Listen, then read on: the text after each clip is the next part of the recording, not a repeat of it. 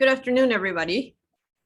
I want to pause on this announcement slide here because I got this question about how to check your midterm, how to check which ones you got wrong and which ones you got right.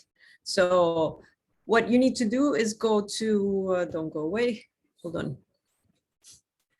I have this on automatic, here we go. So what you need to do is you have to go to iLearn again, go to midterm exams again, and click on midterm one. It's a little weird how you have to do it. You have to click begin as if you were going to take it again, and then view all attempts. And then you have to click on a symbol that is under calculated grade, and then that will finally take you to the place where you can see, here again, where you can see which ones you got right and which ones you got wrong. So I'll send an announcement so that you have all this information. And just note that you're not allowed to copy the questions or post them. And I'm only going to give you about 3 weeks to check your answers. So, all right, so that's it for that. And let me go to presentation for today.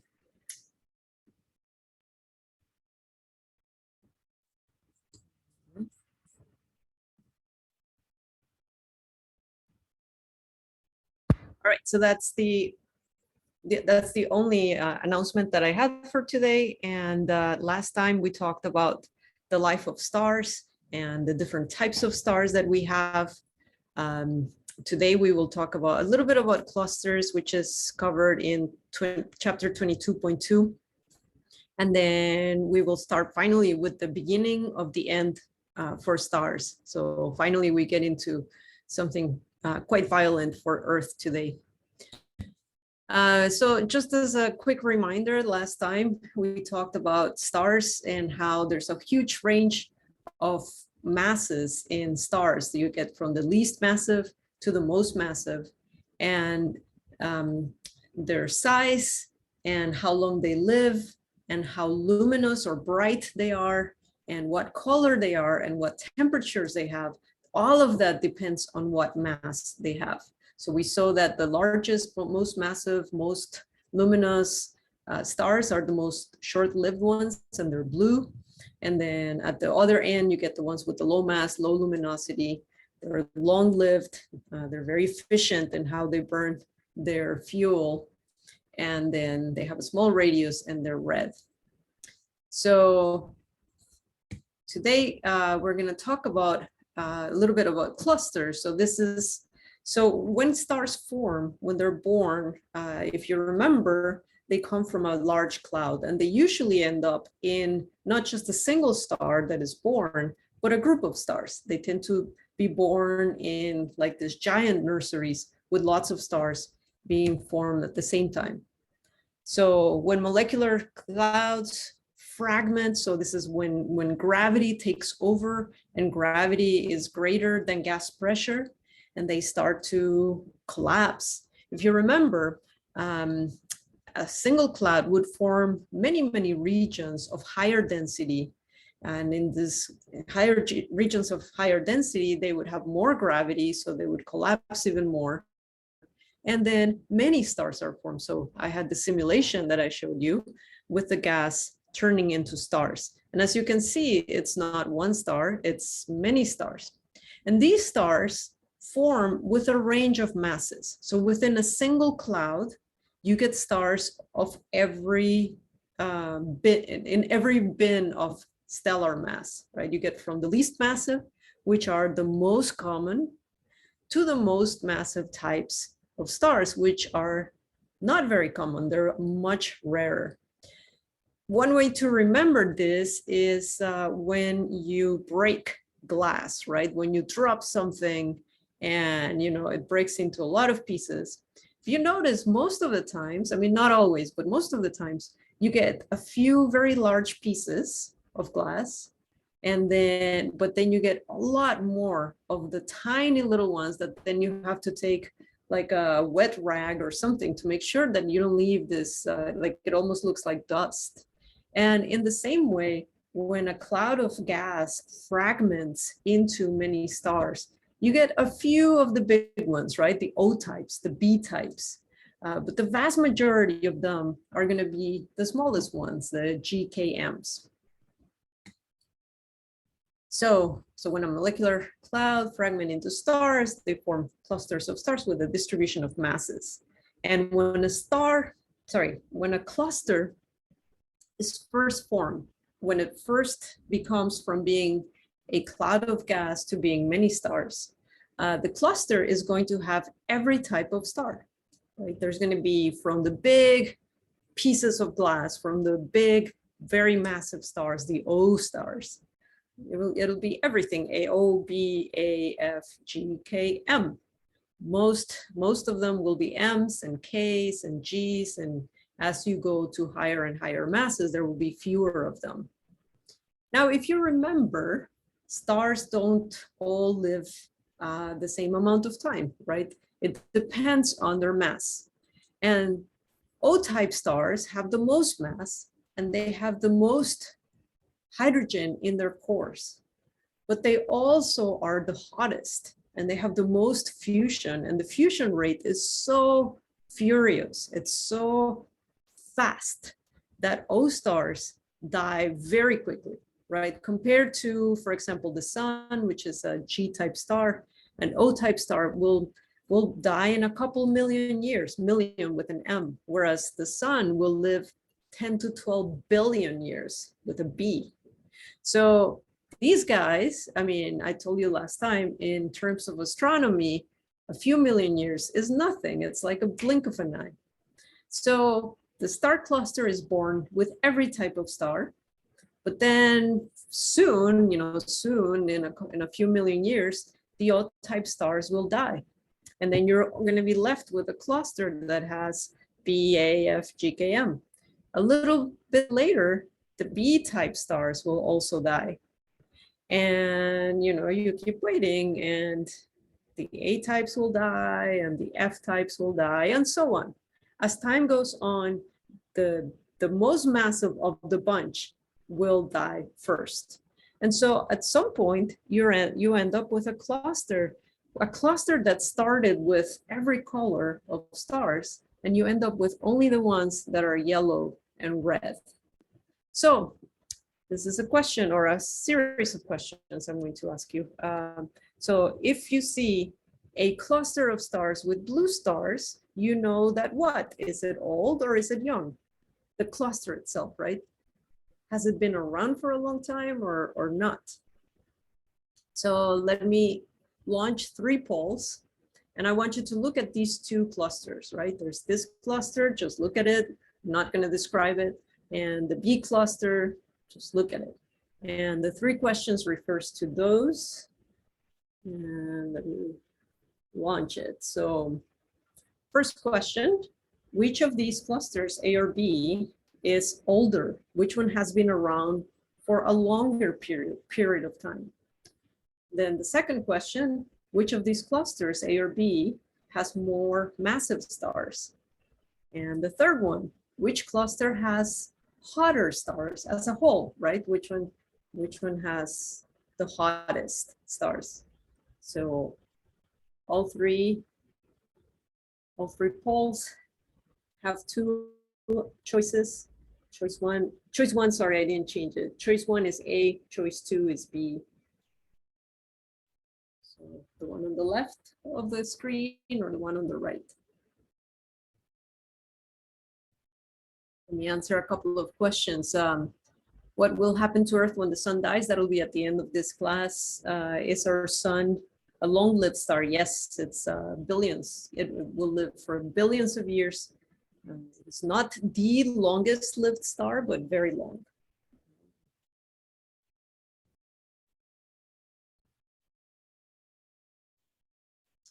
Question about the subclassification of stars, OBA of GKM.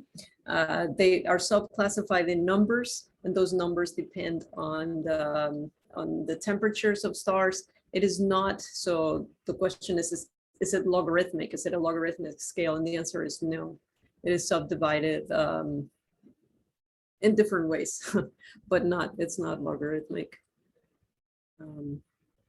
So how do stars get erased? Like in my previous slide, they don't get erased, they die, and that'll be today's lecture, next lecture, and the next lecture.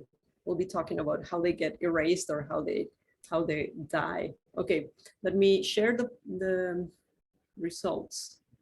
So which of these clusters is older? A is the correct answer, so the majority got it, and I will explain a little more just to make sure everybody understands. Which of the two clusters has the most massive stars? So if you remember, massive stars are hotter, and hotter stars emit more blue light. So the fact that this on the right side, and in fact, let me stop sharing just so that people who are looking at this on a phone will be able to see it. So on the right, you have the stars that are blue, and on the left, you don't have any blue stars. You only have yellow and red stars. So that means that you have more massive stars on the right. And finally, which cluster has hotter stars? And you guys got that right also. Hotter stars, same thing as more massive stars, right? It's basically the same question asked in two different ways. The hotter stars are bluer, so you see blue stars on this side. So B is the correct answer for that. Let me go back to the first one. Which of these clusters is older? And you don't know anything about this, right? This is, you go out at night, you take a picture with your telescope, your small telescope, you take a picture of a cluster and you take another picture. And one of them just looks redder and the other one looks bluer. So how would you know that it is older? So you have to refer back to the previous slide. So let me go back to it, where I told you that at the beginning, a cluster, so when a cluster is a baby cluster, when it was just born, a little while ago, it will have all the colors of stars. So I can go back to having all of the stars. So the cluster on the right, the one that has blue colors, you know that it was born not too long ago. It's only been around for a little while. Why? Because the O stars, the blue ones, the B stars are still around and you can still see them. So therefore, you know that it's not very old. If it were old, what would happen? O, B, A, they would all be gone. And so you're only left with these guys, with the yellow, orange, and red ones, because it's been around for a long time. It doesn't mean that this on the left never had blue stars. When it was a baby, it had blue stars, but by now they have all been gone. I was trying to think about some analogy or something else to think about in this way. So imagine that there's a restaurant where they always serve a glass of Coke. They always serve them with the same amount of ice and with Coke. And then they show you two different glasses, and one has a lot of ice and the other one has very little ice, but you know that they always serve them in the same way, right? And then they ask you which one was served first and which one has been sitting around for longer and which one was just served. Well, the one where all the ice is melted, you know that it has been sitting around for a long time because there's been enough time for all the ice to melt. Whereas the one that has all the ice cubes, you know that they just served it because otherwise they would have melted. Does that make sense? It's like this is, the ice cubes in this case would be the blue stars.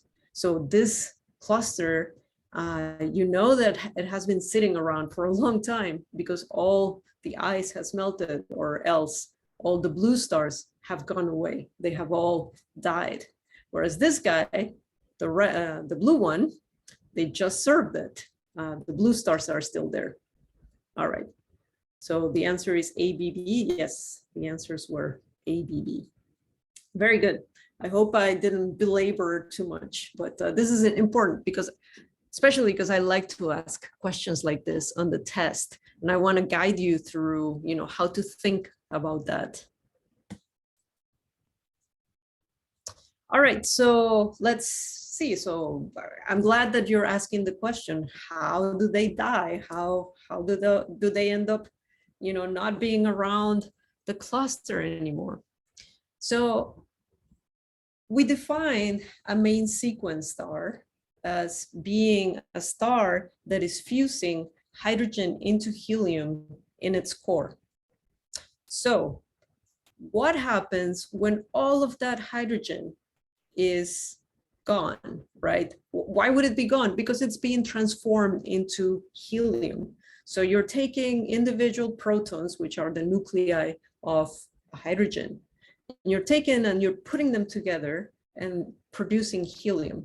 And we talked about how this process called fusion produces energy. And this is how the star continues to replenish its energy, its heat. But at some point, all of the hydrogen is going to be helium. And so if it's all helium, then you cannot have hydrogen fusion anymore because there's no more hydrogen. So we're going to talk about what happens when that happens, right? What follows when that happens. So for the purposes of this class, we're going to divide all of the stars, the OBGA, OBAF, GKM stars, we're going to divide them into two. The high mass stars and low mass stars, low mass stars on the top and high mass stars. The reason we divide them is because they die in very distinct ways. The most massive stars die in a much more violent, cataclysmic way, explosion, whereas the low mass stars is somewhat more peaceful, but still kind of violent, but it is different. So the division, we're going to put it at 8 solar masses. So remember, this M sun means the mass of the sun. So 8 solar masses means stars that are low mass stars are any stars that have a mass less than 8 times the mass of the sun. And we will make another group, which is high mass stars. So those are stars that are more than 8 solar masses or more than 8 times the mass of the sun. So today we'll just begin to talk about the low mass stars. We will finish next lecture, and then the next lecture we'll talk about the high mass stars. So here's a summary of what we're going to go through. The life of a low mass star begins as a protostar, as we talked about. This is when they form from the big cloud of gas. The protostar eventually starts fusing hydrogen into helium, and it becomes what it's called a main sequence star. And even though it's only one of the steps in this summary, it is the one that takes the vast majority of the time. 90% of the life of a star is spent in this stage. After that, the star becomes what is called a red giant. That'll be the subject of today.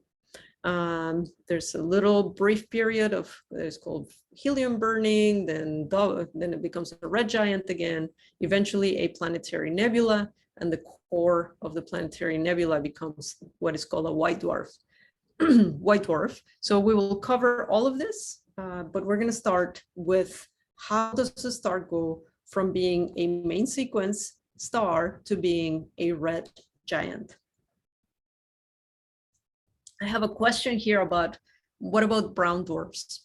We're not going to cover brown dwarfs, but just so you know, in case you've heard the term, a brown dwarf is a star that is, it's a failed star. It's a star that didn't have enough mass to be able to have hydrogen fusion in its core. So they're smaller, they're much smaller than the sun. And like I said, they call them failed stars. So they tried, they got a whole bunch of gas put together into a protostar, but then the protostar was never able to get into the main sequence. All right. So how big is a red giant? And for that, I have a couple of videos that I want to show you. On the first one, I want you to pay attention. It's going to compare the sizes of different stars, actually starting with planets, but then sizes of stars. And pay attention to where it says Pollux and Arcturus. Those are red giants.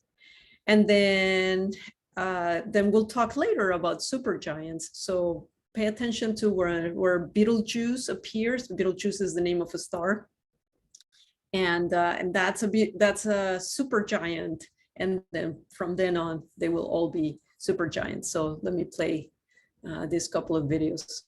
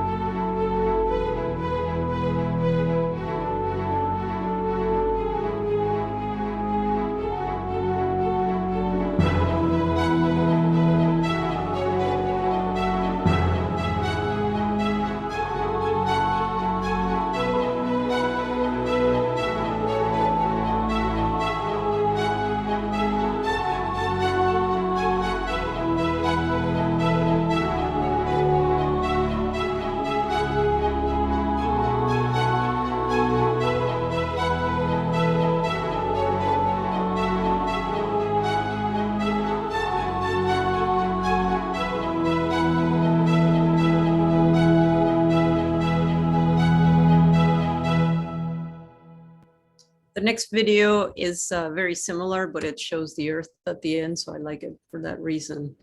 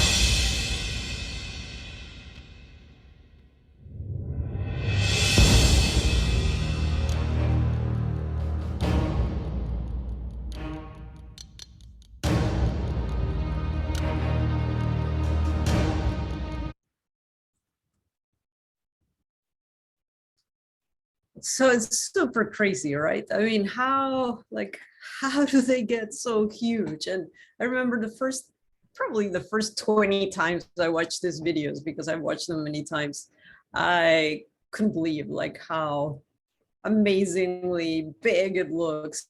And the question, what we're going to spend the rest of the class today talking about is how do they get so huge? Because this is the destiny of the sun, not to become a supergiant, but to become a giant like Arcturus, like Pollux, like those stars. It's incredible. Somebody was asking, is Jupiter bigger than some stars? So I'm glad. So Terry asked first if what about brown dwarfs, and I told you they were failed stars. So some of the stars that you saw at the beginning are brown dwarfs, and they also have some white dwarfs, which are dead stars. So we'll talk about those later. So let me see, because there were a few other questions. Also, thank you for the link that you shared with me. And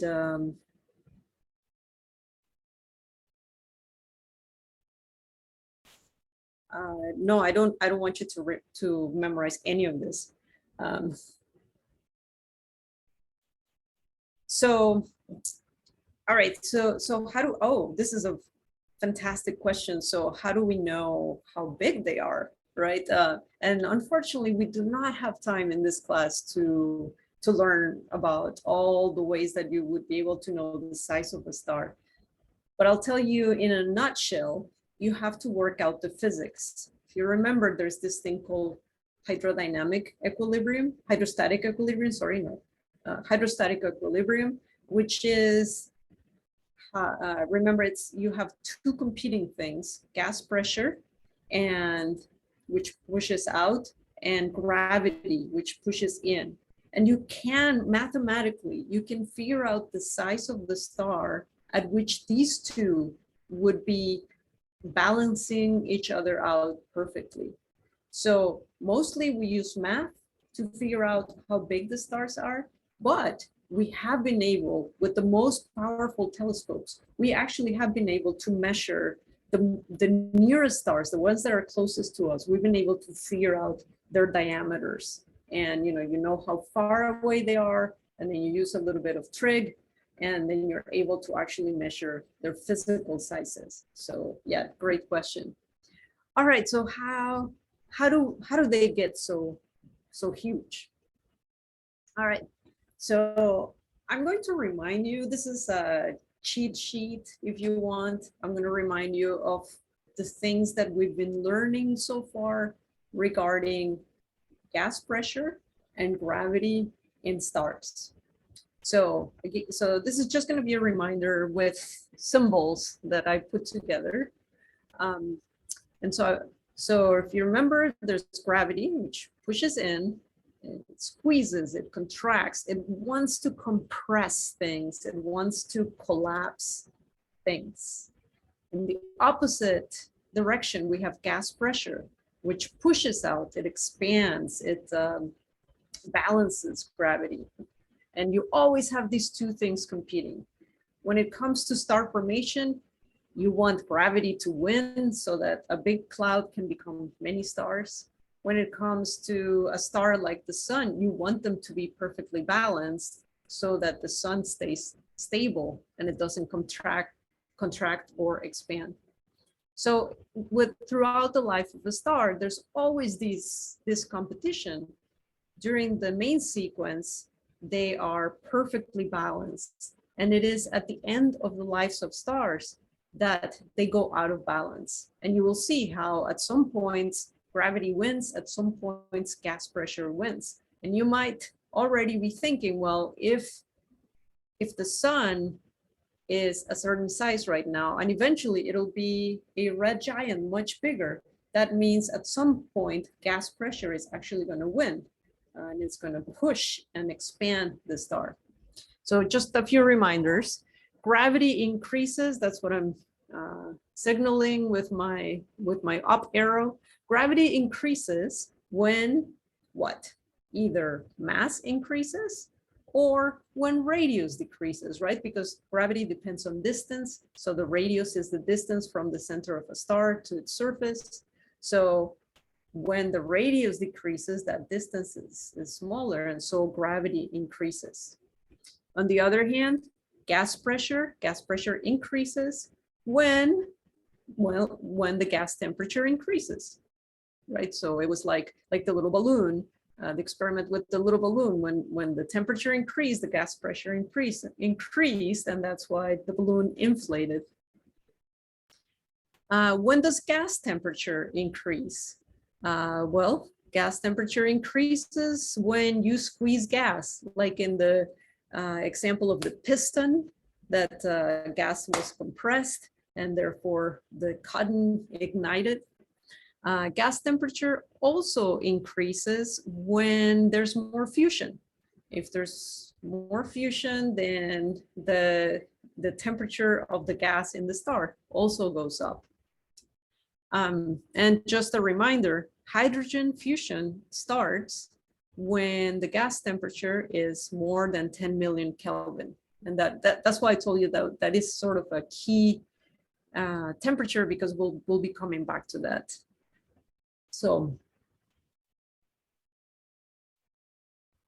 the other things that we talked about was fusion rate goes up when the gas temperature goes up, right?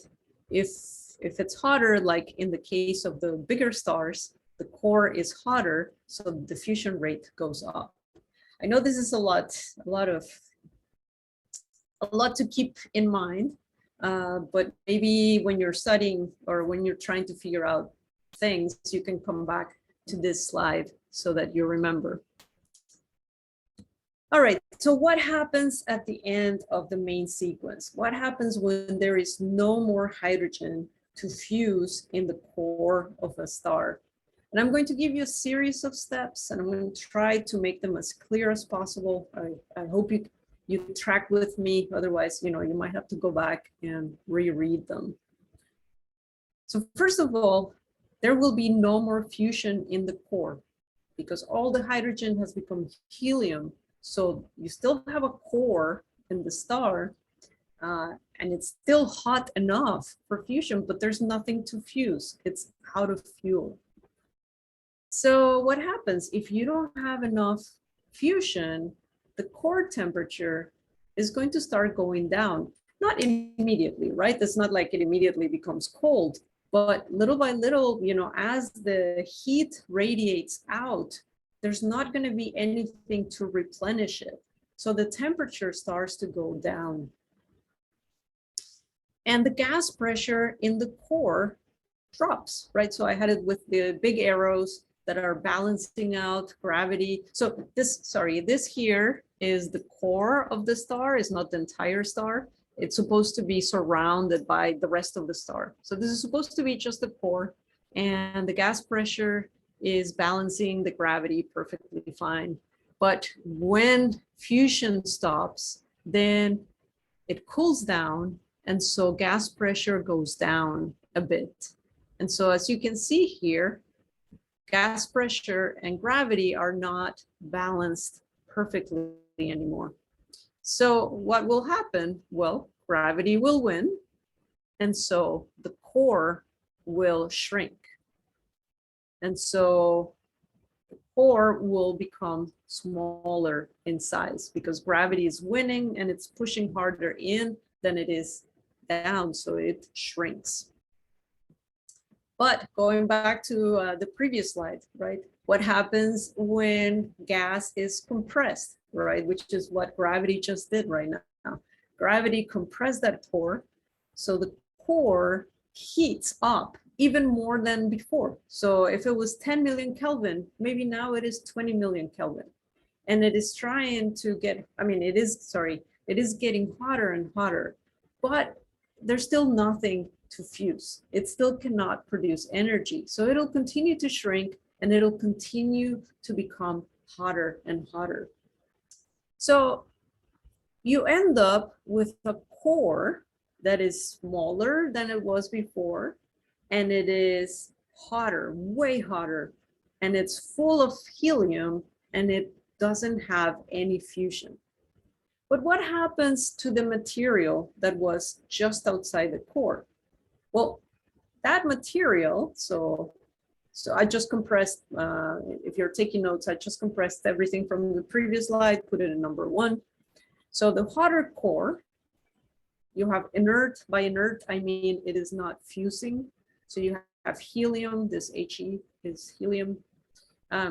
It's very hot, very compact, and very hot. And I apologize for the colors that I chose. I hope that's not confusing. Don't pay attention on the colors. So it's very, very, very hot. And there's lots of hydrogen in the rest of the star, not in the core, but in the rest of the star. So what happens to the region that is immediately outside of the core? Well, it gets very hot. So hydrogen gets very, very hot in this shell that is just outside of the core. And that hydrogen in the shell will reach the magic 10 million Kelvin. So what happens to hydrogen when it is 10 million degrees Kelvin? It starts fusing. So remember, there was no fusion outside of the core before, but now there can be fusion in a small shell that is just outside of the core. that is kind of bad news for the star. You might think, oh, good, it can fuse hydrogen again, it'll get happy again. Sort of.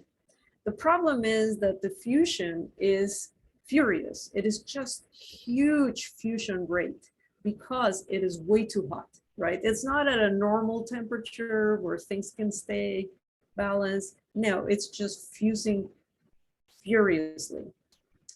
And what happens is that the gas pressure increases disproportionately and it beats gravity. Not in the core, right? The core is still being compressed, but just outside there's the shell of hydrogen fusing that is just furiously fusing and pushing out like crazy. And so the gas pressure pushes out the outer layers of the star and they expand dramatically. So I have it in pictures too. And and because they expand, they cool down. So let me put it in pictures here. And again, I've compressed it all to number 3. So you have the inert helium, you have hydrogen in a shell just outside the core. That hydrogen starts fusing into helium, and that causes a very, very large gas pressure. And it expands, I mean, it pushes out all the outer layers so that, you had the rest of the star was here, and then this extra gas pressure will push out, it'll grow more, and the star will become way bigger. And now again, if you go back to the cheat sheet, from a few slides ago, what happens to gas when you make it expand? So if you compress it, it gets hotter. If you do the opposite, if you expand it, it will get cooler. So if this gives you a headache, join the club, right? It's like, this is a really difficult class to teach because there are so many moving parts and so many steps that lead to this picture.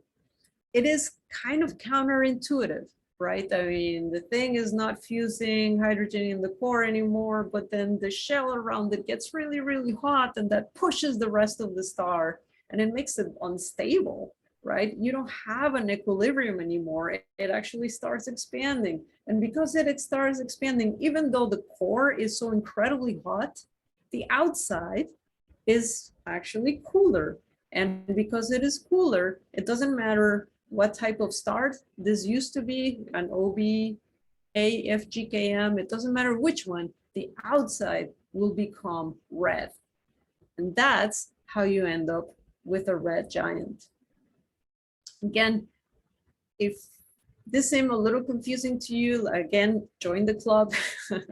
It's every student, I think, struggles through this process, but hopefully you can read about it in the textbook, go through all the steps with your TAs again, come to office hours, and we'll talk about it some more.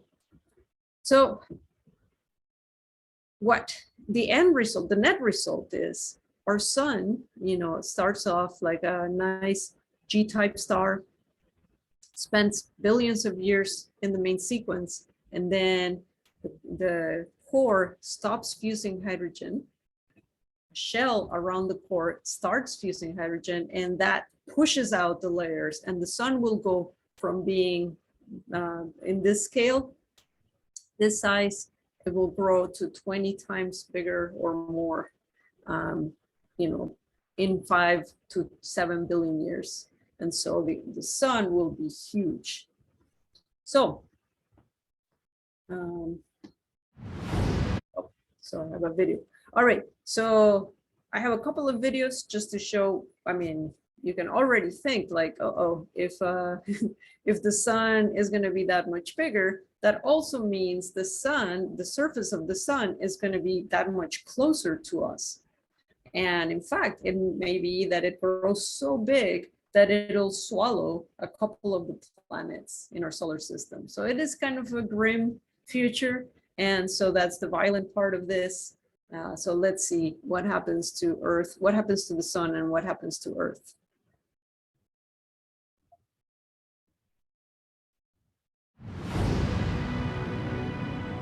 It's a foregone conclusion.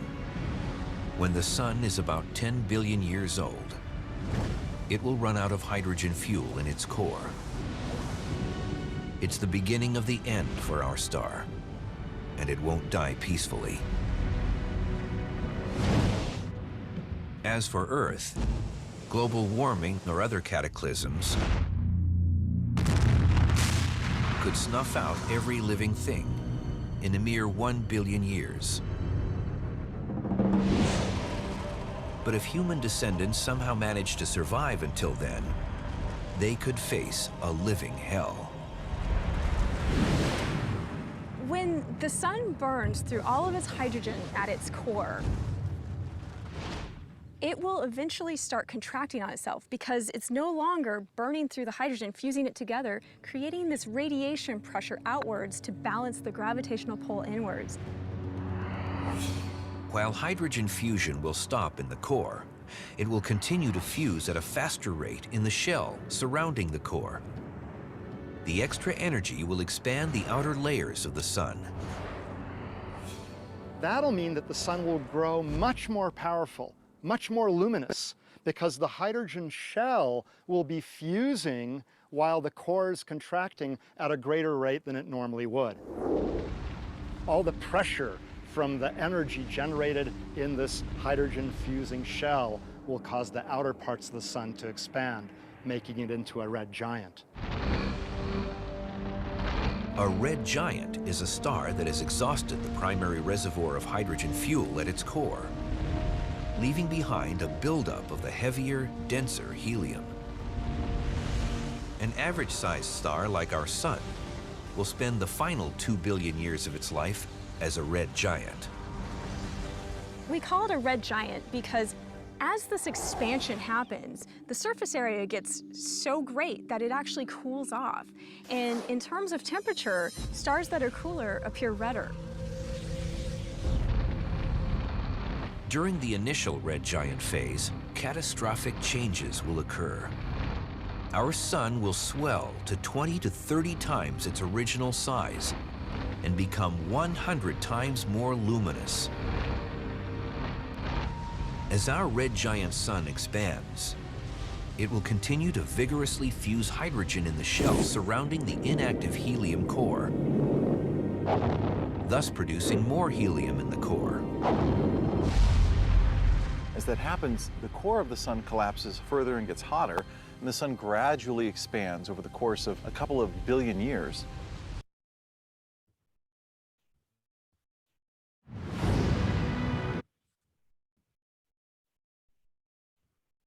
I hope that was a nice repeat of what I had already said. And so we're going to go on to see a few images of what happens to Earth and the other planets.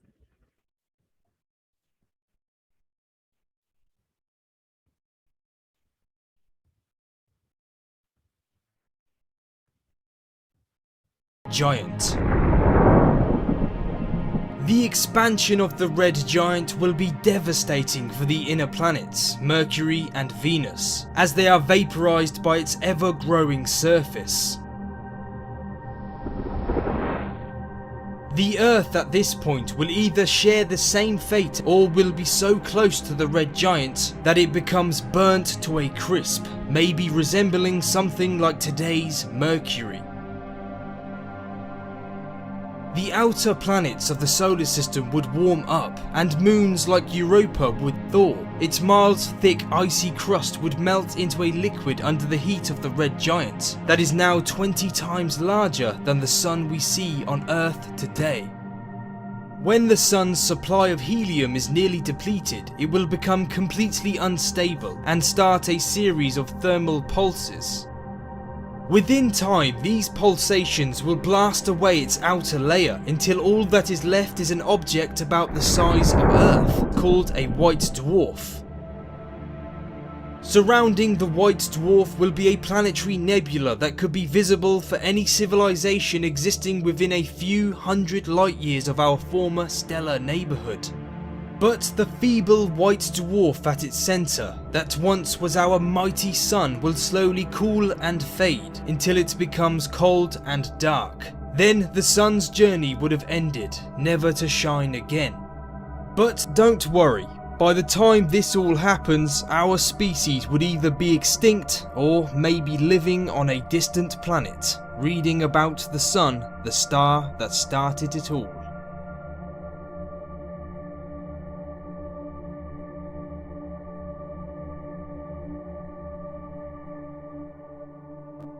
Great, so Like today's Mercury, sorry.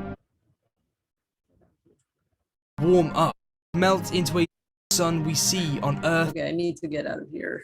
How do I get out of here? Okay, great. I have a few questions, and I want to get to them because they're all very interesting.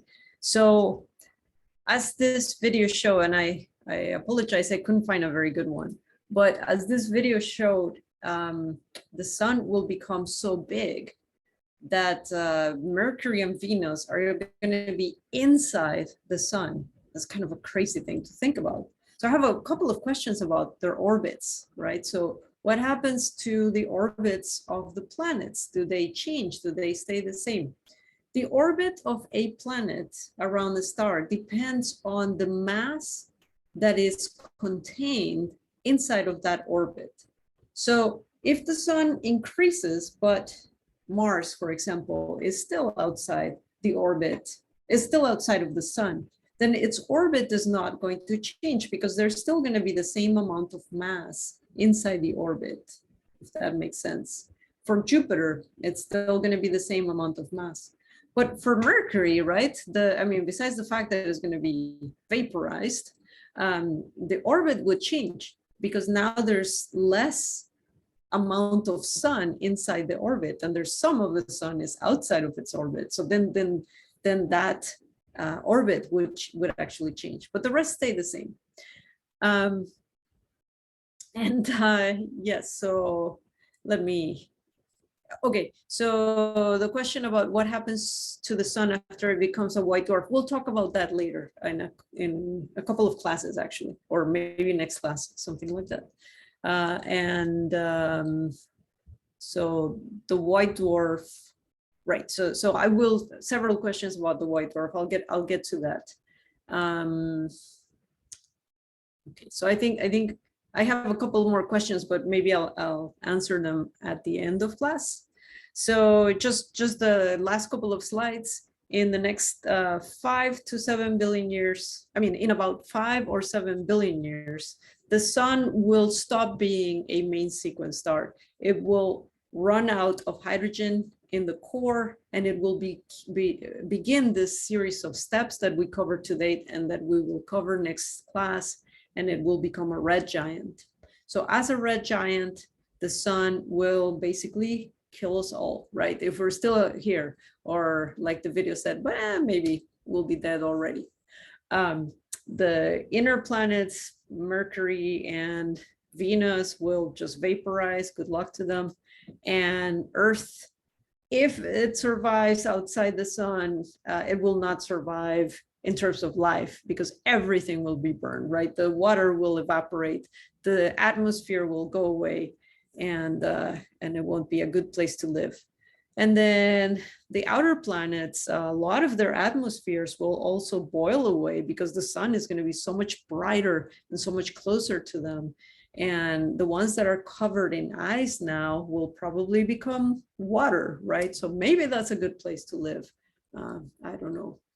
So anyway, so next time we will talk about what happens after the red giant phase. And yes, we will get to white dwarfs and all of that. So I have a few questions that I will get to, but let me stop recording and wish you a good rest of your day.